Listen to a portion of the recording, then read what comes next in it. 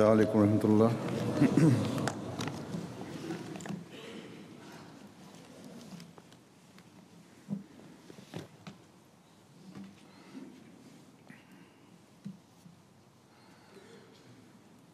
أشهد أن لا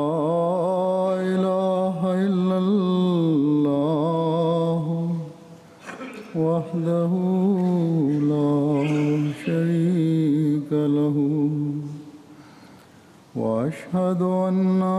محمدًا عبده ورسوله أما بعد فأعوذ بالله من الشيطان الرجيم بسم الله الرحمن الرحيم الحمد لله رب العالمين الرحمن الرحيم مالك يوم الدين إياك نعبد وإياك نستعين اهدنا الصراط المستقيم صراط الذين أنعمت عليهم غير المغضوب عليهم ولا الضالين۔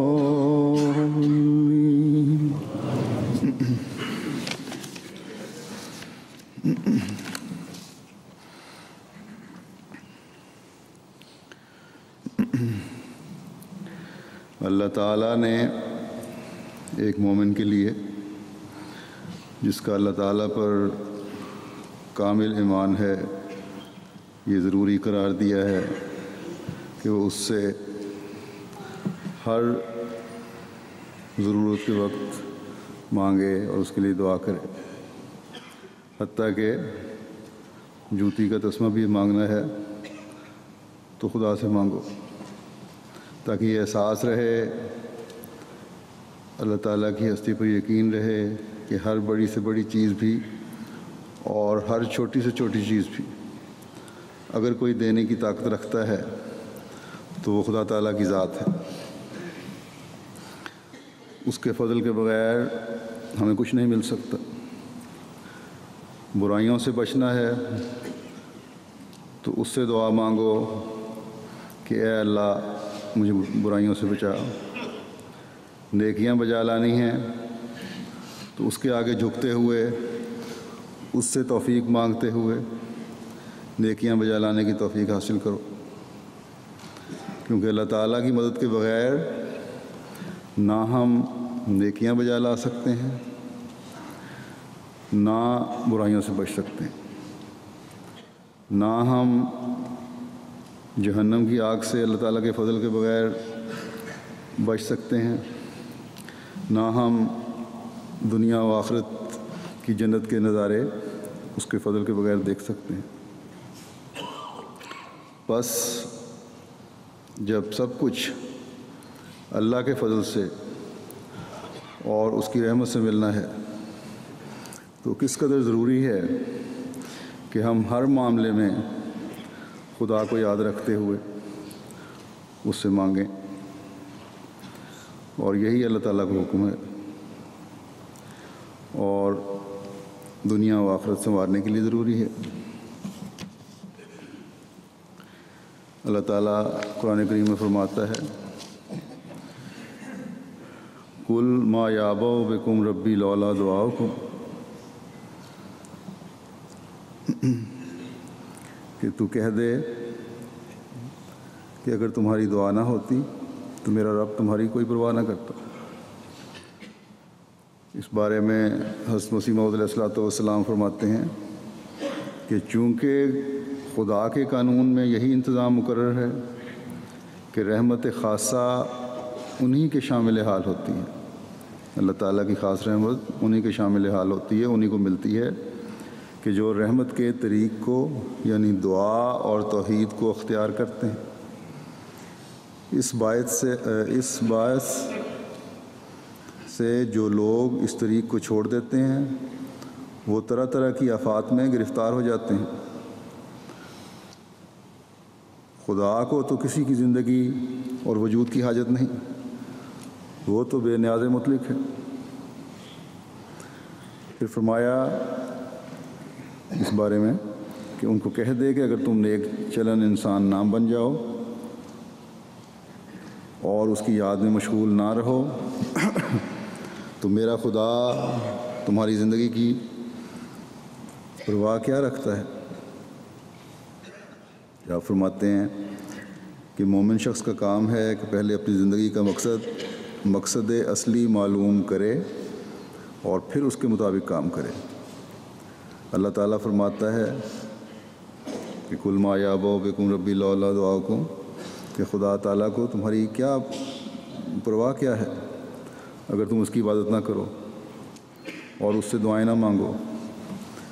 فرمایا کہ یہ آیت بھی ما خلقت الجن والانس الا لیعبدون کی شرح ہے،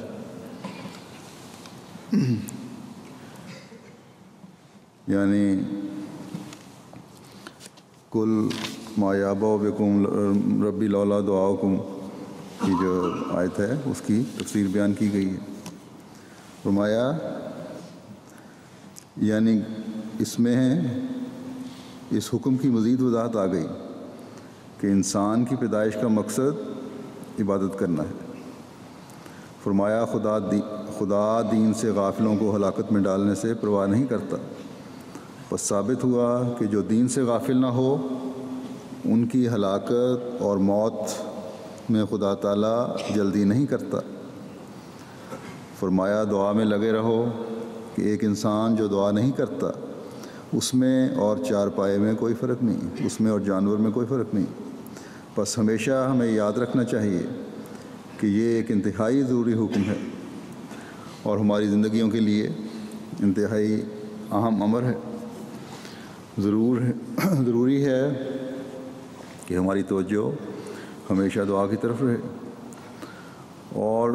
پھر اس سے بڑی خوشی کی بات اور ہماری بچت کی ضمانت اور کیا ہو سکتی ہے کہ اللہ تعالیٰ نے خود یہ بھی فرما دیا کہ گو کہ تمہاری دنیا اور آخرت کے سنوارنے کے لیے دعا ضروری ہے۔ مجھے اس سے کوئی فائدہ نہیں، لیکن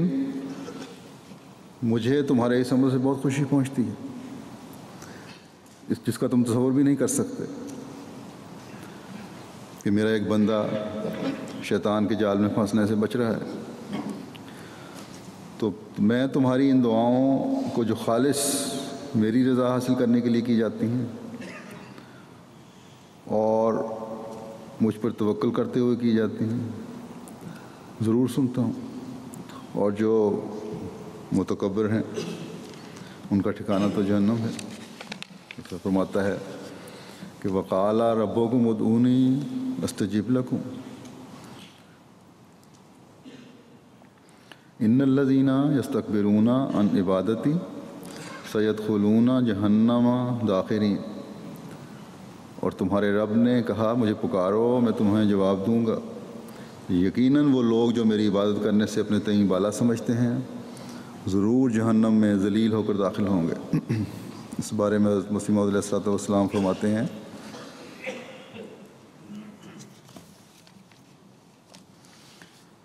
کہ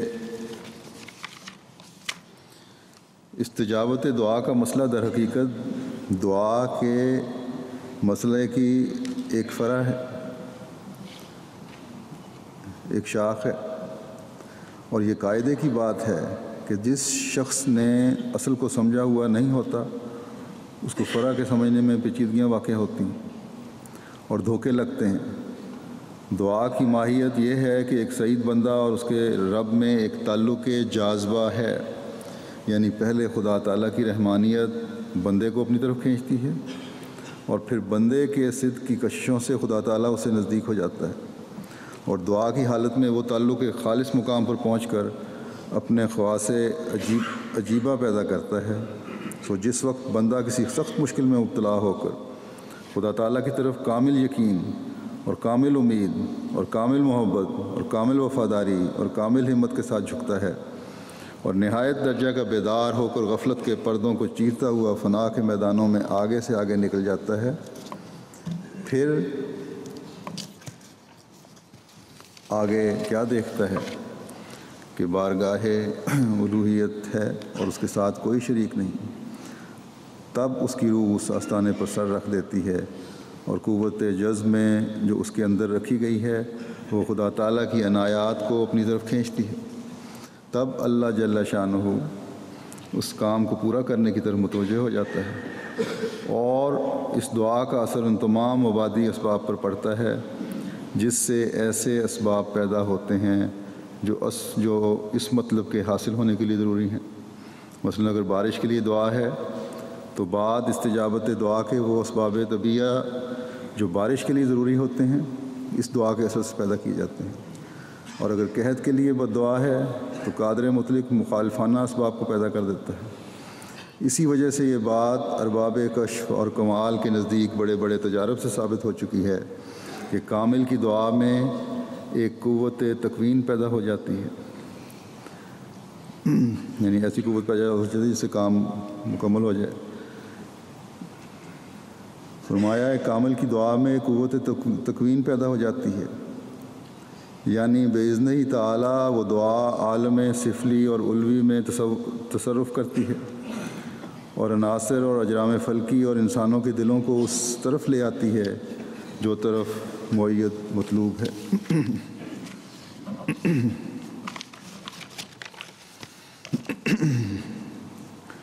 اس میں آپ نے دعا کی قبولیت کا فلسفہ بیان فرمایا ہے کہ اگر دعا کی حقیقت کا پتہ ہے تو قبولیت دعا کا بھی پتہ ہونا چاہیے کہ دعا کا فلسفہ کیا ہے۔ بندے اور خدا میں ایک دوسرے کو اپنے اندر جذب کرنے کی ایک قوت ہے، اور یہ قوت کس طرح کام کرتی ہے؟ فرمایا کہ اس میں پہل اللہ تعالیٰ کرتا ہے کہ اپنی رحمانیت کے جلوے دکھاتا ہے۔ اگر غور کریں تو انسان کی پیدائش سے پہلے سے ہی یہ رحمانیت کے جلوے شروع ہو جاتے ہیں، اور پھر ہر قدم پر ہر لمحے انسان کی زندگی میں اپنی رحمانیت کے جلوے اللہ تعالیٰ دکھلاتا چلا جاتا ہے، کس طرح بے شمار نعمتوں سے نوازتا ہے۔ یہ بھی رب العالمین کا ایک بڑا وسیع مضمون ہے۔ بہرحال خلاصہ یہ ہے کہ اگر انسان اللہ تعالیٰ کی ان نعمتوں اور فضلوں اور رحمتوں کو یاد رکھے جو اللہ تعالیٰ نے اس پر فرمائے ہیں، اور ایک سعید اور نیک فطرت بندہ اس کو یاد رکھتا بھی ہے، ایک مومن بندہ ان چیزوں کو یاد رکھتا بھی ہے، اور اس کا خدا تعالیٰ سے سچا تعلق ہر وقت اس کے حکموں پر عمل کرنے کے لیے تیار رہنا، ہر وقت اس کے پیار کو سمیٹنے کے لیے اس کے حکموں پر عمل پر نظر رکھنا، ہر وقت اس کی رضا کے حصول کی لگن دل میں رکھنا، یہ ایک سچے مومن کی نشانی ہے۔ تو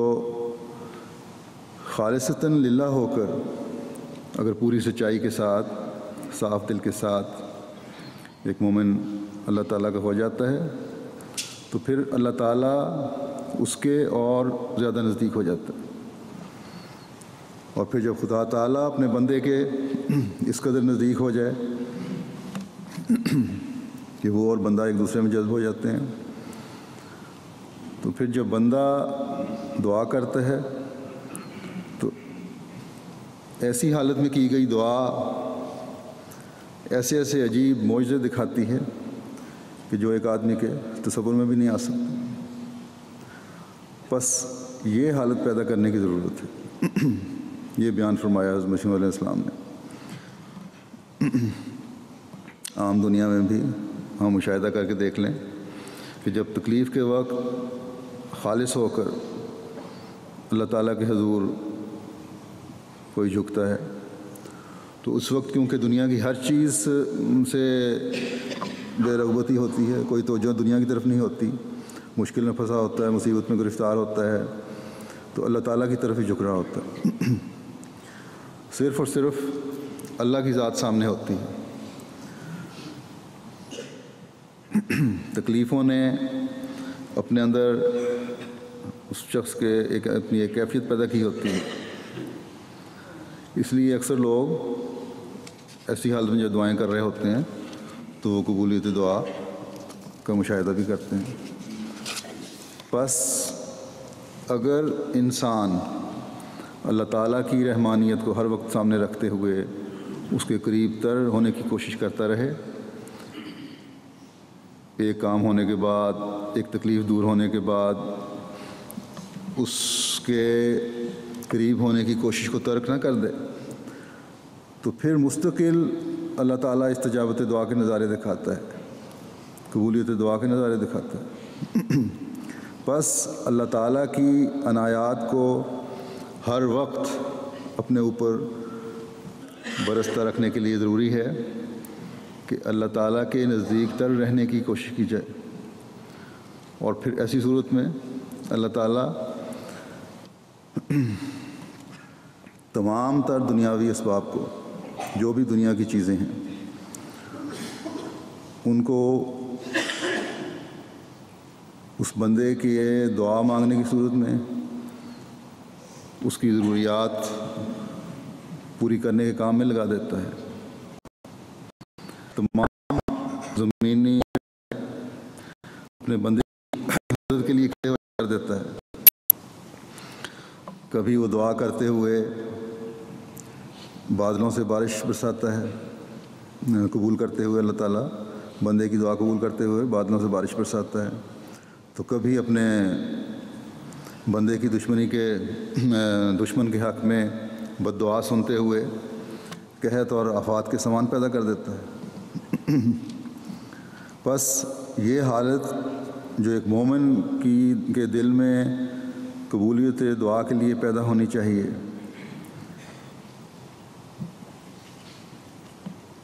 یہی وہ حالت ہے جو ہر احمدی کو اپنے دل میں پیدا کرنی چاہیے۔ یہ خطبے میں نے بزرگوں کی قبولیت دعا کے واقعات بیان کیے تھے کہ وہ لوگ اس مقام پر پہنچے ہوئے تھے کہ جب ان کی ایسی حالت ہوتی تھی اور اللہ تعالیٰ ان کی دعائیں قبول کرتا تھا، اور اب بھی ہیں لوگ کرتا ہے اللہ تعالیٰ جماعت میں اللہ کے فضل سے۔ آج بھی وہی خدا ہے، اس نے اپنے دروازے بند نہیں کر دیے، صرف ایک سچی کشش کے ساتھ اللہ تعالیٰ کی طرف بڑھنے کی ضرورت ہے۔ پھر اللہ تعالیٰ کی رحمانیت کا یہ جلوہ بھی دیکھیں کہ جو مادی ضرورتیں پوری کرتا ہے تو کرتا ہے، جس سے سب کافر اور مومن فائدہ اٹھا رہے ہیں۔ ایک مومن کو وہ طریق بھی بتائے کہ تم کس طرح مختلف اوقات میں پکارو تو اور کس طرح تم میرے قریب آؤ اور میں مزید تمہارے قریب آؤں، جہاں دونوں قریب ترین ہو جائیں۔ فرمایا قُلِ اللَّهَ وِدُّ الرَّحْمَنِ أَيَّمَّا تَدْعُوا فَلَهُ الْأَسْمَاءُ الْحُسْنَى وَلَا تَجْهَرْ بِصَلَاتِكَ وَلَا تُخَافِتْ بِهَا وَابْتَغِ بَيْنَ ذَلِكَ سَبِيلًا۔ تو کہہ دے کہ خواہ اللہ کو پکارو خواہ رحمان کو، جس نام سے بھی تم پکارو سب اچھے نام اسی کے ہیں۔ اللہ تعالیٰ فرماتا ہے کہ میرے مختلف نام ہیں، مختلف صفات ہیں، تم اپنی ضرورت کے مطابق میرے ناموں کا حوالہ دے کر، میری صفات کا حوالہ دے کر مجھے پکارو، تو میں اپنے ناموں کا اتنا پاس رکھنے والا ہوں کہ جب میرے بندے کی وہ حالت بن جاتی ہے جو پہلے میں بیان کرایا ہوں کہ کیا حالت ہونی چاہیے جذب کی، تو اگر میری رحمانیت کی ضرورت ہے، اگر اس صورت میں، تو رحمانیت بندے کے لیے جوش میں آئے گی، اگر رحیمیت کی ضرورت ہے تو رحیمیت بندے کے لیے جوش میں آئے گی، اگر وہاب نام سے پکارو گے اس کی ضرورت ہے تو اللہ تعالیٰ کی عطا کے دروازے کھلتے چلے جائیں گے۔ غرض کہ اللہ کے جو بے شمار نام ہیں، اور یہ تمام نام اللہ تعالیٰ نے ہماری دعاؤں کو سننے کے لیے ہی ہمیں سکھائے ہیں۔ یہ سب صفات اللہ تعالیٰ نے اپنے بندوں پر اس لیے ظاہر فرمائیں کہ ان کا فہم و ادراک حاصل کرتے ہوئے ان صفات کے حوالے سے اس کو پکارا جائے۔ پس مومن کو چاہیے کہ جب ہمارا خدا ہم پر اتنا مہربان ہے، ہمیں اس طرح راستے دکھاتا ہے کہ میرے بندے کی طرح کسی طرح شیطان کے چنگل سے بچیں اور اس طرح آخرت کے عذاب سے بچ جائیں، تو اس کے خالص عبد بنتے ہوئے اس کے حضور دعاؤں میں لگے رہنا چاہیے۔ آج میں نے چند قرآنی دعائیں چنی ہیں، اب دیکھیں یہ بھی تو اللہ تعالیٰ کی رحمانیت ہے کہ ہمیں مختلف مواقع کی دعائیں سکھا دیں۔ پہلے انبیاء کی بھی دعائیں حضرت صلی اللہ علیہ وسلم کے ذریعے سے ہمیں سکھا دیں تاکہ ہم ان سے فیض اٹھاتے ہوئے جہاں اللہ تعالیٰ کے فضلوں کے وارث بنیں، وہاں اپنی دنیا و آخرت سنوارنے والے بھی بن جائیں۔ جب اللہ تعالیٰ ہم پر احسان فرماتے ہوئے اپنے انعامات سے نوازتا ہے تو اس پر متکبر ہونے کے بجائے، فخر کرنے کے بجائے اللہ کے حضور جھکنا چاہیے۔ کسی کو کوئی اعلیٰ ملازمت مل جائے تو اس کا دماغ عرش پر پہنچ جاتا ہے، کسی کو فائدہ مند کاروبار مل جائے تو اس کے پاؤں زمین پر نہیں ٹکتے، کسی کو اچھے خاندان میں پیدا ہونے پر فخر کھایا جا رہا ہے، کسی کو اپنی دماغی صلاحیتوں پر بڑا فخر ہوتا ہے، تو پھر وہ نہ بندوں کے حقوق ادا کرتا ہے اور نہ خدا تعالیٰ کے۔ لیکن اللہ تعالیٰ ہمیں اپنے ایک نیک بندے کی مثال دیتے ہوئے ایک دعا سکھاتا ہے کہ ان چیزوں پر فخر کرنے کے بجائے اللہ کے آگے جھکو تو اس کے فضلوں کے وارث بنو گے۔ فرمایا رب قد آتیتنی من الملک وعلمتنی من تاویل الاحادیث فاطر السماوات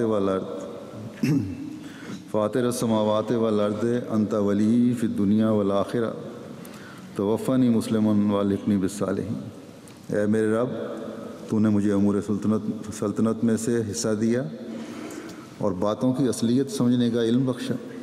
اے آسمانوں اور زمین کے پیدا کرنے والے، تو دنیا اور آخرت میں میرا دوست ہے، مجھے فرما بردار ہونے کی حالت میں وفات دے اور مجھے صالحین کے زمرے میں شمار کر۔ بس یعنی یہ جو ساری نعمتیں مجھے عطا کی ہیں، سورہ یوسف کی آیت ہے یہ تیرے اس سلوک کی آئینہ دار ہے کہ میری تیرے طرف صدق اور سچائی سے بڑھنے کو تو نے قبول کیا اور مجھے یہ مقام عطا فرمایا، اور میں امید کرتا ہوں کہ جس طرح اس دنیا میں یہ دوستی کے نظارے دکھائے، آخرت میں بھی تو میرا دوست ہوگا۔ اس لیے میں دعا کرتا ہوں کہ مجھے کامل فرما برداروں کی حالت میں وفات دینا،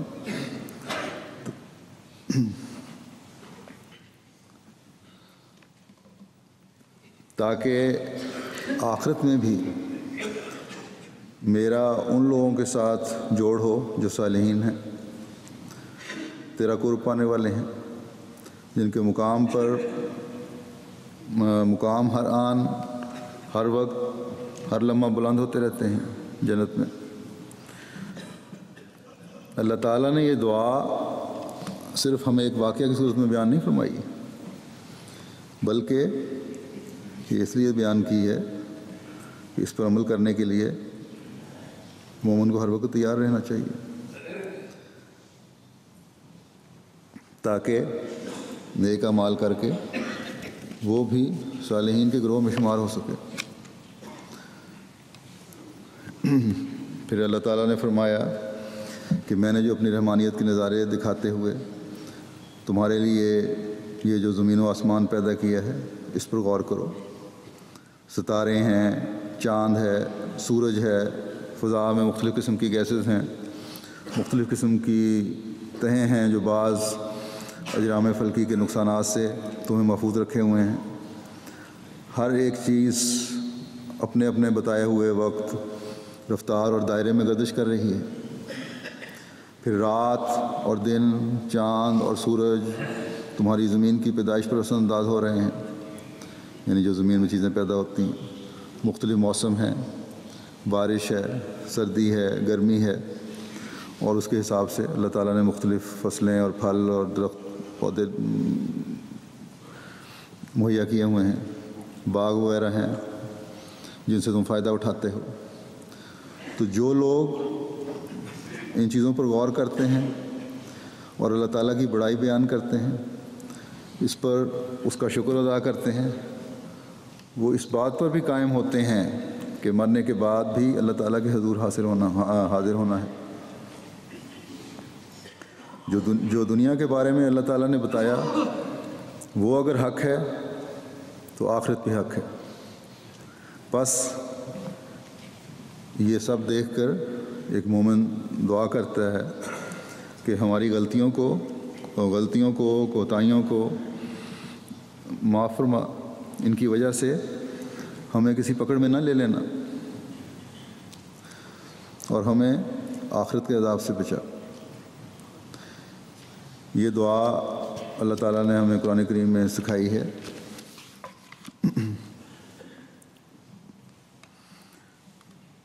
فرماتا ہے کہ الذین یذکرون اللہ قیاما وقعودا وعلی جنوبہم ویتفکرون فی خلق السماوات والارض ربنا ما خلقت ھذا باطلا سبحانک فقنا عذاب النار۔ وہ لوگ جو اللہ کو یاد کرتے ہیں کھڑے ہوئے بھی اور بیٹھے ہوئے بھی اور اپنے پہلوؤں کے بل بھی، اور آسمانوں اور زمین کی پیدائش میں غور و فکر کرتے ہیں اور بے ساختہ کہتے ہیں کہ اے ہمارے رب، تو نے ہرگز یہ بے مقصد پیدا نہیں کیا، پاک ہے تو، پس ہمیں آگ کے عذاب سے بچا۔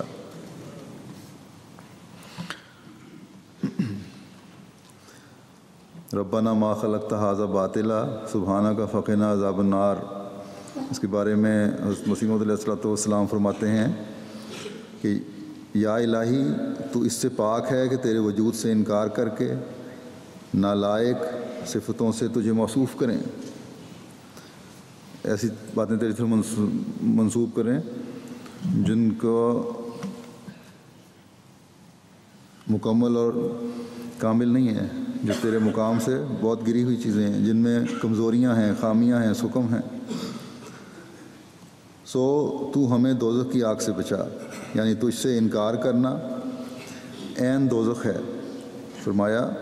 مومن وہ لوگ ہیں جو خدا تعالیٰ کو کھڑے اور بیٹھے اور اپنے بستروں میں لیٹے ہوئے یاد کرتے ہیں، اور جو کچھ زمین و آسمان میں عجائب صفتیں موجود ہیں ان میں فکر اور غور کرتے رہتے ہیں، اور جب لطائف صنعت الہی ان پر کھلتے ہیں، یعنی اس کائنات کے جو باریک سے باریک راز ہیں ان پر کھلتے ہیں، جب وہ نظارے دیکھتا ہے اللہ تعالیٰ کی پیدائش کے، تو کہتے ہیں کہ خدایا تو نے ان صنعتوں کو بیکار پیدا نہیں کیا۔ یعنی وہ لوگ جو مومن خاص ہیں صنعت شناسی اور حیات دانی سے دنیا پرست لوگوں کی طرح صرف اتنی ہی غرض نہیں رکھتے، یعنی جو اللہ تعالیٰ کی پیدائش ہے اس کو دیکھ کر اور مختلف جو اللہ تعالیٰ نے چیزیں پیدا کی ہیں ان کی شکلیں دیکھ کر، آسمان اور زمین میں جو مختلف چیزیں ہیں، چاند، سورج، ستارے ہیں، دنیا کی پیدائش ہے، اس کو دیکھ کر فرمایا کہ دنیا پرست لوگوں کی طرح صرف اتنی غرض نہیں رکھتے کہ مثلاً اس پر کفایت کریں کہ زمین کی شکل یہ ہے اور اس کا قطر اس قدر ہے اور اس کی کشش کی یہ کیفیت ہے، اور آفتاب اور مہتاب اور ستاروں سے اس قسم کے تعلقات ہیں، بلکہ وہ سنت کی کمالیت شناخت کرنے کے بعد اور اس کے خواص کھلنے کے پیچھے سانے کی طرف رجوع کرتے ہیں۔ جب ان چیزوں کو دیکھ لیتے ہیں تو پھر وہ دیکھتے ہیں کہ اس پیچھے کون ہے اس کو پیدا کرنے والا، اور اپنے ایمان کو مضبوط کرتے ہیں۔ اور جب اس پیدا کرنے والے کا پتہ لگ جاتا ہے، خدا تعالیٰ کی عظمت کا پتہ لگتا ہے،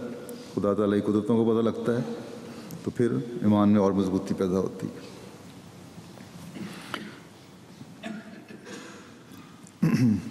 تو جب یہ پتہ لگ جاتا ہے کہ ان سب چیزوں کو پیدا کرنے والا ایک خدا ہے،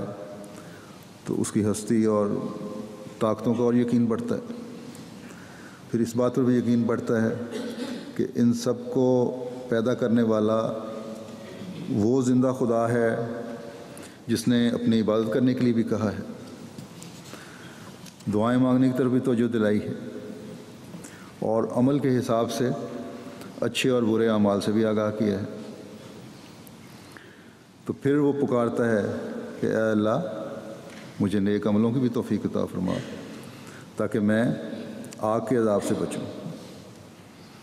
اور تیرے پیار کی نظر مجھ پر پڑتی رہے ہمیشہ۔ پھر اللہ تعالیٰ نے یہ دعا سکھائی کہ رب ہب لی حکمن والحقنی بالصالحین، اے میرے رب مجھے حکمت عطا کر اور مجھے نیک لوگوں میں شامل کر۔ بس یہ دعا بھی بڑی عام ہے کہ اللہ تعالیٰ فراست بھی دے، حکمت بھی دے، جو کام سپرد ہوں ان کو آسن رنگ میں انجام دینے کی توفیق بھی عطا فرمائے، جو جماعتی ذمہ داریاں سپرد ہوئی ہیں جہاں فیصلے کرنے کی ضرورت ہے صحیح فیصلے کرنے کی توفیق بھی دے، ترقیات سے بھی نواز۔ ایک بندہ جب یہ کہتا ہے کہ ترقیات سے بھی نواز، تو اس لیے یہ ساری چیزیں مانگتا ہے تاکہ میں اے خدا تیری رضا کی خاطر کام کرتا ہوا آگے بڑھتا چلا جاؤں۔ پھر یہ بھی دعا ہے کہ مجھے اپنے احکامات کا فہم و ادراک عطا فرما، اور ان خصوصیات کو حاصل ہونے کی وجہ سے میں تیرے صالح بندوں میں شمار ہوں، اور یہ نیکی کا معیار جو ہے یہ بھی بڑھتا چلا جائے۔ پھر فرمایا وجعل لسان صدق فی الآخرین، اور میرے لیے آخرین میں سچ کہنے والی زبان مقدر کر دے۔ اس کا مطلب یہ ہے کہ بعد میں آنے والے لوگ بھی اس بات کی گواہی دیں کہ میں نے ہمیشہ حق و صداقت کا ساتھ دیا ہے، حکمت اور عقل سے فیصلے کیے ہیں، اللہ تعالیٰ کے احکامات پر عمل کیا ہے، اللہ تعالیٰ کی رضا کا حصول ہمیشہ پیش نظر رہا ہے، اور اے اللہ میں ان نیک کاموں سے یاد کیا جاؤں پچھلوں میں بھی۔ پھر سب سے اہم یہ دعا سکھائی کہ مجھے وجعلنی من وراثت جنت النعیم، وجعلنی من وراثت جنات النعیم،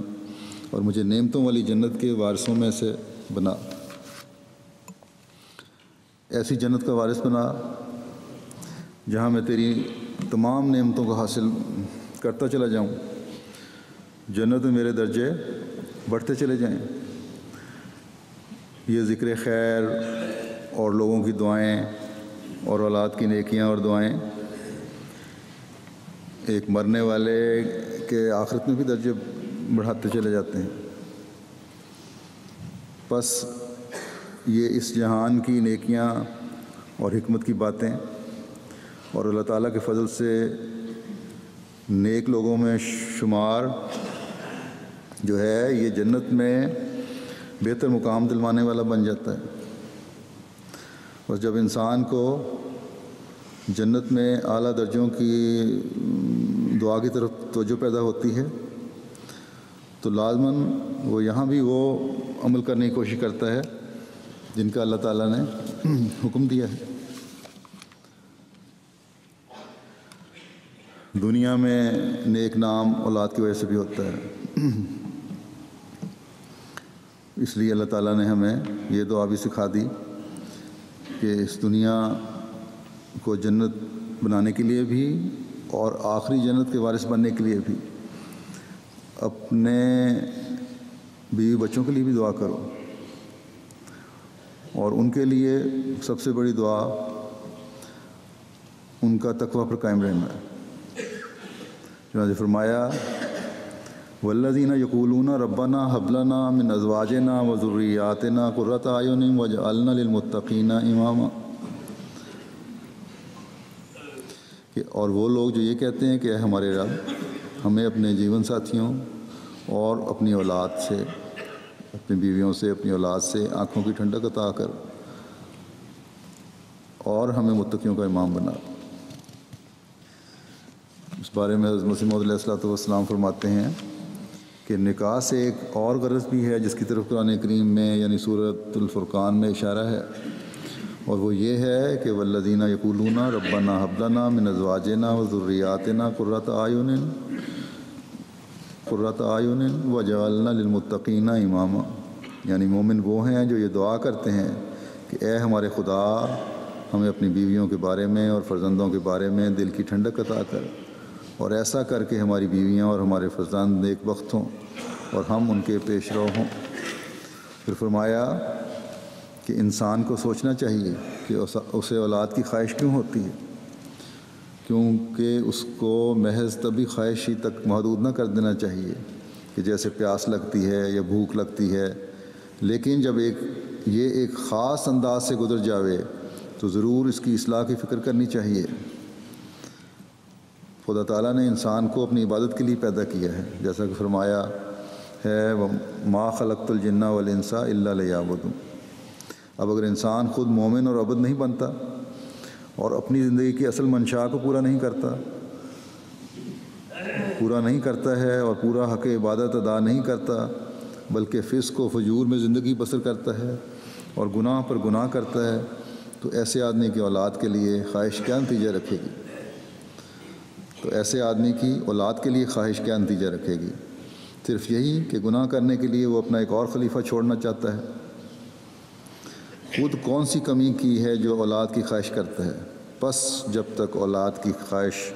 محض اس غرض کے لیے نہ ہو کہ وہ دیندار اور متقی ہو اور خدا تعالیٰ کی فرما بردار ہو کر اس کے دین کی خادم بنے، بالکل فضول بلکہ ایک قسم کی معصیت اور گناہ ہے، اور باقیات صالحات کے بجائے اس کا نام باقیات سیئات رکھنا جائز ہوگا۔ لیکن اگر کوئی شخص یہ کہے کہ میں صالح اور خدا ترس اور خادم دین اولاد کی خواہش کرتا ہوں، تو اس کا یہ کہنا بھی نرا ایک دعویٰ ہی دعویٰ ہوگا جب تک کہ خود وہ اپنی حالت میں ایک اصلاح نہ کرے۔ اگر خود فسق و فجور کی زندگی بسر کرتا ہے اور منہ سے کہتا ہے کہ میں صالح اور متقی اولاد کی خواہش کرتا ہوں، تو وہ اپنے اس دعویٰ میں کذاب ہے، جھوٹا ہے۔ صالح اور متقی اولاد کی خواہش سے پہلے ضروری ہے کہ وہ خود اپنی اصلاح کرے اور اپنی زندگی کو متقیانہ زندگی بناوے، تب اس کی ایسی خواہش ایک نتیجہ خیز خواہش ہوگی، اور ایسی اولاد حقیقت میں اس قابل ہوگی کہ اس کو باقیات صالحات کا مصداق کہیں۔ لیکن اگر یہ خواہش صرف اس لیے ہو کہ ہمارا نام باقی رہے اور وہ ہمارے املاک و اسباب کی وارث ہو، یا وہ بڑا نامور اور مشہور آدمی ہو، اس قسم کی خواہش میرے نزدیک شرک ہے۔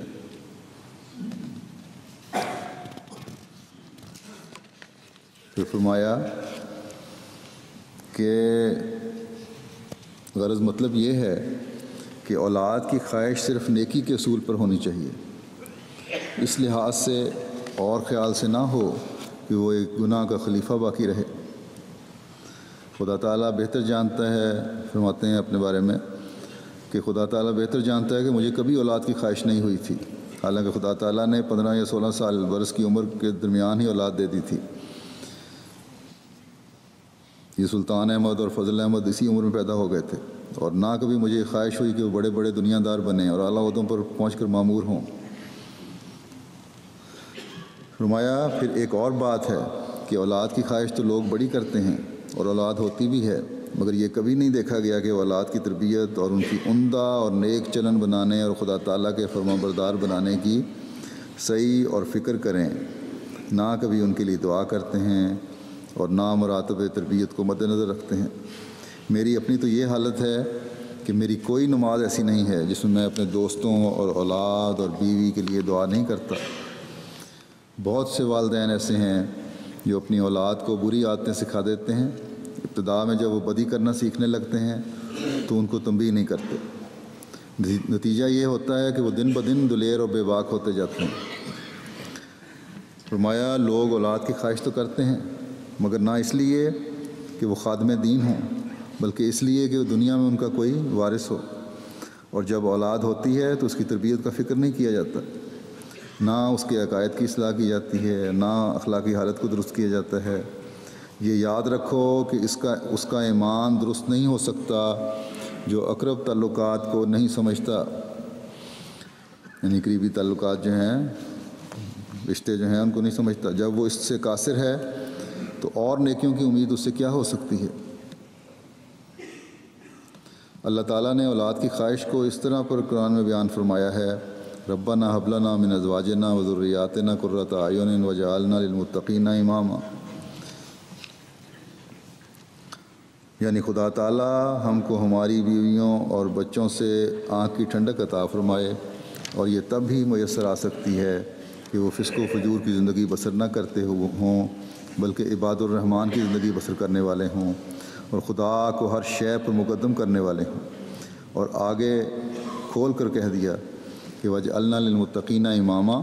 اولاد اگر نیک اور متقی ہو تو یہ ان کا امام ہی ہوگا، اس سے گویا متقی ہونے کی بھی دعا ہے۔ بس یہ ہیں وہ معیار جو حضرت مسیح موعود علیہ الصلوۃ والسلام ہر احمدی سے اس کی اولاد کے بارے میں دیکھنا چاہتے ہیں، ہر احمدی میں دیکھنا چاہتے ہیں، اور اس کے لیے آپ نے اس قرآنی حکم کے مطابق اولاد کو ڈھالنے کے لیے تربیت اور دعا پر بہت زور دیا ہے۔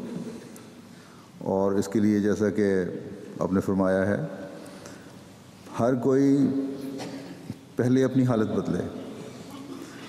ورنہ یہ دعا جو ہے یہ دھوکہ ہے اپنے نفس کو کا بھی، اور جھوٹ ہے، اپنے نفس کو بھی دھوکہ دے رہے ہیں اور اللہ تعالیٰ کو بھی دھوکہ دینے کی کوشش کر رہے ہیں۔ فرمایا کہ متقی اولاد کے لیے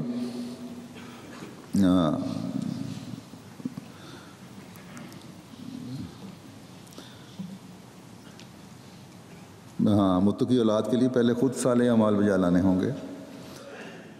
تو دعا کی قبولیت کے لیے اپنی وہ حالت بنانی ہوگی جس کا میں پہلے ذکر کیا ہے پہلے شروع میں۔ جب یہ حالت بن جائے گی تو پھر انشاءاللہ جس طرح اللہ تعالیٰ نے وعدہ فرمایا ہے کہ دعائیں قبول بھی ہوں گی، بس ہر احمدی عمومی طور پر کہ ہر احمدی بچہ اس کے پاس جماعت کی امانت ہے، اور ہر وہ احمدی جس نے اپنے بچے وقف نو میں دیے ہوئے ہیں کہ وہ دین کے خادم بنیں، وہ اس گروہ میں شامل ہوں جو دنیا کو اللہ تعالیٰ کی طرف بلانے والا گروہ ہے۔ وہ ایسے بچوں کے باپ ہیں جنہوں نے اسماعیل کی طرح اپنے آپ کو قربانی کی طرح کے لیے پیش کیا ہے ایک عمر کو پہنچنے کے بعد۔ تو ایسی صورت میں ان باپوں کو بھی تو وہ نمونہ دکھانا ہوگا جو حضرت ابراہیم علیہ السلام کا نمونہ ہے۔ پس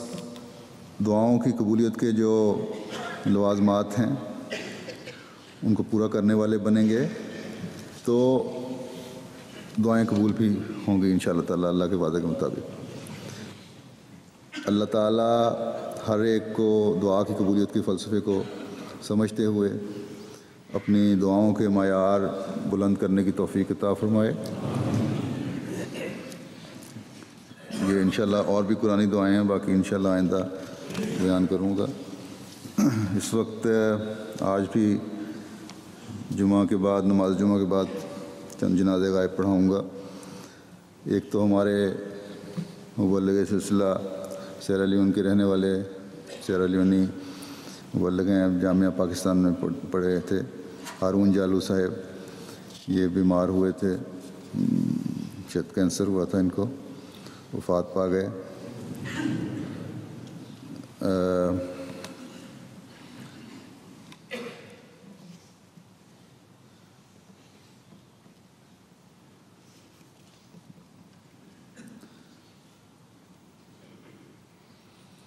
جولائی فوت ہوئی، چھوٹی عمر تھی ان کی۔ ان کے 3 بچے اور بیوہ ہیں، میرا خیال 51 سال ان کی عمر تھی۔ تو ان سیرا میں ان کی تدفین ہوئی ہے۔ ان کا پہلا ایک جنازہ غائب ہوگا۔ دوسرے قادیان کے عبدالسلام صاحب درویش ہیں، انہوں نے یہ بھی 18 ستمبر کو وفات پا گئے۔ مینیجر پریس کے طور پر خدمت بجا لاتے رہے اور بڑے دلیر اور بہادر اور محنتی وفا سے کام کرنے والے انسان تھے۔ اللہ تعالیٰ ان کی بھی درجات بلند فرمائے۔ 3 بیٹیاں اور 2 بیٹے یادگار ہیں۔ پھر ایک ہیں ہمارے سندھ کے رہنے والے چودھری محمد علی صاحب بھٹی صاحب۔ یہ حضرت مسلم موعود رضی اللہ تعالیٰ عنہ کی بھی انہوں نے اپنے زمینوں پہ بھجوایا تھا، خدمت کی۔ پھر حضرت خلیفۃ مسیح ثالث کی، حضرت خلیفۃ مسیح رابع کی، بڑے لمبا عرصہ خدمت کرتے رہے۔ اور ان کا ایک جوان لڑکا جامعہ کے طالب علم تھے، 71 کی جنگ میں مبارک احمد بھٹی، وہ شہید بھی ہوئے، بڑے صبر سے وقت بھی انہوں نے گزارا۔ اور ان کے ایک داماد ہمارے ڈاکٹر ہیں، گھانا میں وقف زندگی ہیں۔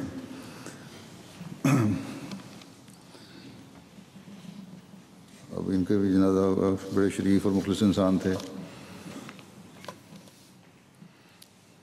اور مسجد ناصر آباد ایک چھوٹی جگہ ہے ناصر آباد سندھ میں، جب بھی وہاں آتے تھے، اکثر وہیں رہتے تھے،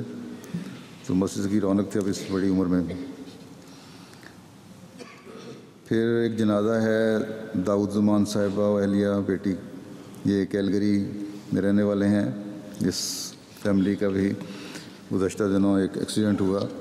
جس میں دونوں اہلیہ اور چھوٹی سی بیٹی 11 ماہ کی، یہ سب ایکسیڈنٹ میں فوت ہو گئے۔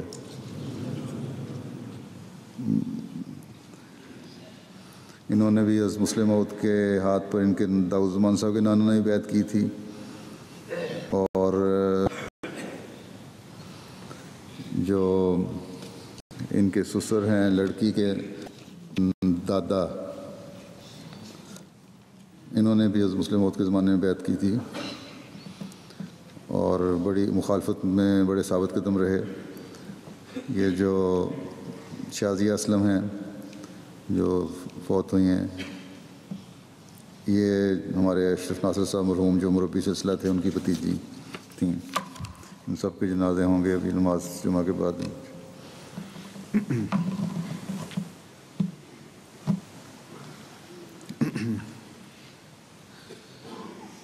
الحمد للہ